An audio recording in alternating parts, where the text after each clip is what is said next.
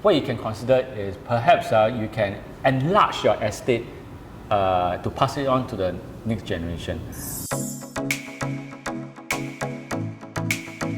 Next up, if someone, let's say in the 60s, insurance, if there are no more dependents beside the compulsory ones like MediShield and CareShield, which other insurance is a must-have and what are the nice-to-have? Nice-to-have, must-have, nice-to-have. Right, so in the 60s with no dependents and assume no liabilities. The two important ones that was already mentioned is medical insurance like MediShield Life and as well Integrated Shield Plan, and long-term care, which is CareShield Life. So these two are important. Now there is an issue recently where the medical insurance, mainly the Integrated Shield Plans and MediShield Life itself, will no longer cover what I call off-label cancer drugs. So for the viewers out there who is hearing this for the first time, let me explain what is meant by off-label cancer drugs. So as you know, drugs on the whole has been approved by MOH, by the government. So a cancer drug is meant for a specific organ, okay, for a specific purpose. However, if the cancer drug is used for another organ or another purpose, it's called off-label.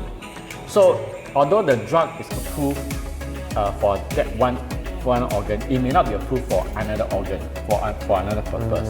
This is called off-label. But that doesn't mean it's not workable. So a lot of oncologists these days, they on their own, they may prescribe off-label cancer drugs for certain very rare cancer. The problem right now is that MOH is saying that off-label cancer drug prescription will no longer be covered by Integrated Shield Plan.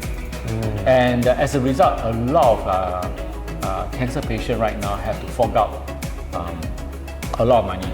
I read in the newspaper there's one lady who had to fork out 20K a month as a result of no insurance coverage from the Integrated Shield Plan. So what I suggest is that a must-have now is to have a separate cancer plan.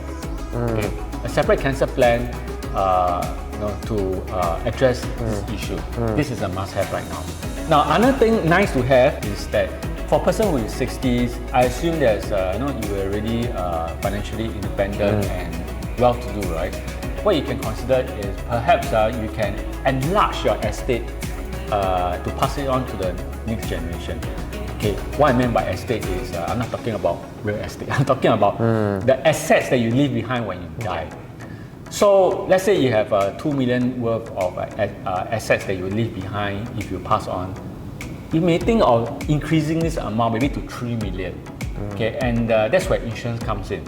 Where if you maybe set aside maybe a few $100,000, into let's say life insurance plan, and when you pass on, instead of leaving behind 2 million, you can actually perhaps leave behind 3 million or even 4 million for your next generation to give your family and children a head start in life. Anyone who wish to contact me, you can either come to my website, which is ifa.sg,